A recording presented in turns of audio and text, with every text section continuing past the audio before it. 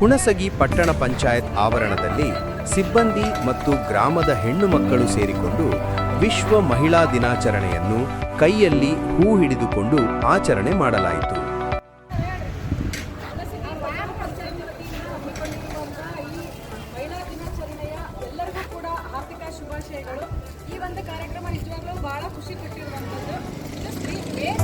ವಿಶ್ವದಾದ್ಯಂತ ಅನೇಕ ದೇಶಗಳಲ್ಲಿ ಅಂತಾರಾಷ್ಟ್ರೀಯ ಮಹಿಳೆಯರ ದಿನಾಚರಣೆಯನ್ನು ಆಚರಿಸಲಾಗುತ್ತದೆ.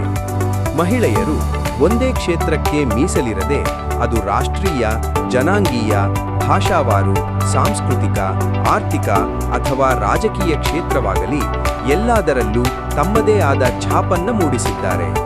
ಮಹಿಳೆಯರ ಈ ಪ್ರಗತಿಯನ್ನು ಗುರುತಿಸಿ ಮಾರ್ಚ್ 8 ಅವರಿಗೆ ಅರ್ಪಿಸಲಾಗಿದೆ.